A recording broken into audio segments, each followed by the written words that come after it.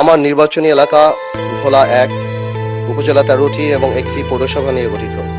ভোলা জেলার সর্বমোট ২০ লক্ষাধিক জনসংখ্যার একটি বৃহৎ জনপদ, যা প্রাকৃতিক সম্পদ সমৃদ্ধ হওয়া সত্ত্বেও উন্নত সড়ক যোগাযোগ ব্যবস্থার অভাবে আজও দেশের মূল ভূখণ্ড থেকে কার্যত বিচ্ছিন্ন। বাংলাদেশের একমাত্র জেলা হিসেবে ভোলায় এখনো সরাসরি সড়ক যোগাযোগ ব্যবস্থা গড়ে ওঠেনি। ফলে এই অঞ্চলে জনগণকে বিভাগীয় শহর বরিশাল এবং রাজধানী ঢাকায় যাতায়াতের জন্য সম্পূর্ণভাবে নৌপথের উপর নির্ভর করতে হয়।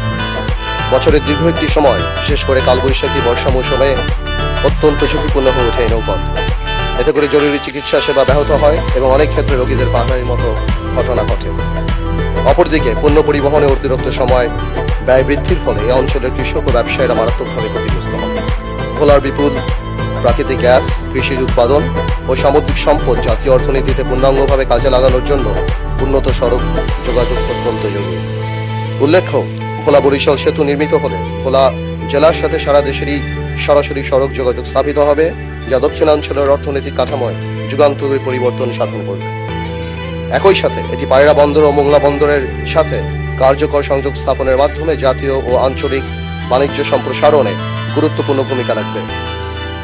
এছাড়া প্রাকৃতিক দুর্যোগ প্রবণ এই অঞ্চলে দ্রুত উদ্ধার ও ত্রাণ কার্যক্রম পরিচালনা, স্বাস্থ্যসেবা সম্প্রসারণ এবং পর্যটন শিল্পের বিকাশেও এই সেতু অপরিহার্য ভূমিকা পালন করবে। এমত অবস্থায় ভোলা বরিশাল সেতু নির্মাণের লক্ষ্যে জরুরি ভিত্তিতে প্রয়োজনীয় সমীক্ষা গ্রহণ এবং দ্রুত বাস্তবায়ন কার্যক্রম গ্রহণের কোনো বিকল্প নেই। বিষয়টি অত্যন্ত জরুরি ও জনগুরুত্বপূর্ণ। অতএব মাননীয় স্পিকার, আমি আপনার মাধ্যমে সংশ্লিষ্ট মাননীয় মন্ত্রীর দৃষ্টি আকর্ষণ করছি এবং অগ্রাধিকার ভিত্তিতে প্রয়োজনীয় কার্যকর ব্যবস্থার জোর গ্রহণ দাবি জানাচ্ছি। ধন্যবাদ। ধন্যবাদ।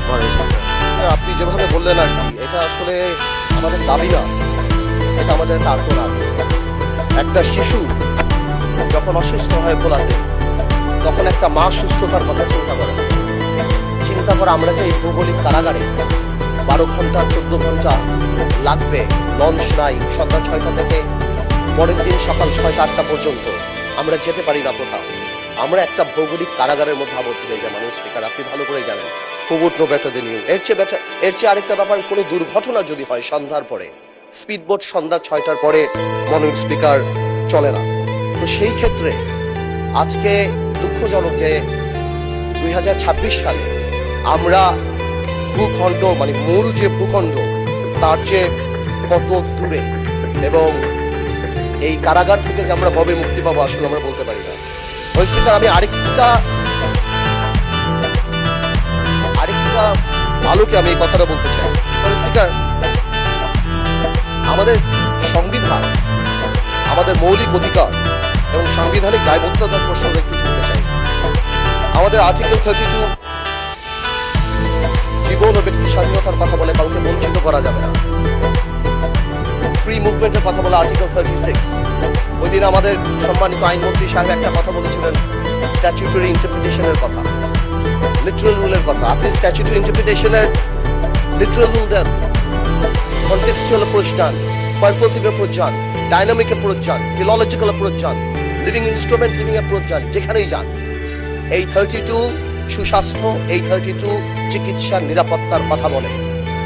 ফ্রি মুভমেন্ট মানে এই না যে আমি এখান থেকে এখানে গেলাম। ফ্রি মুভমেন্ট সারা বাংলাদেশ, তার স্থল হোক, দ্বীপ হোক, আমি যেখানে যেতে চাই আমি সেখানে যেতে পারবো।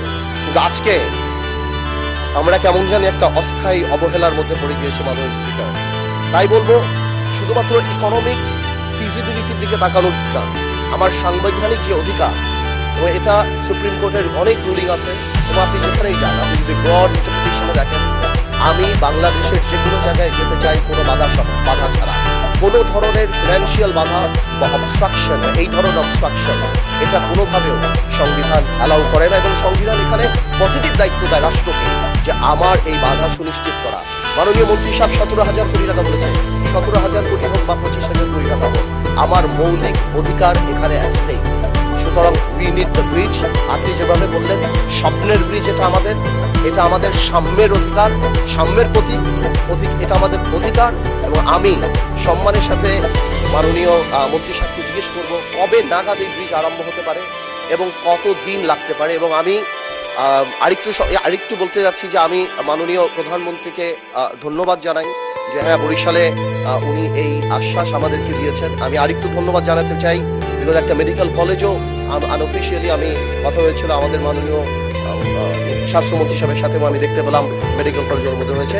যা coming back to Bhola bridge, আমি এতটুকু জানতে চাচ্ছি এটা কত দিন লাগতে পারে এবং কবে এই কাজ আরম্ভ হতে পারে। আপনাকে ধন্যবাদ।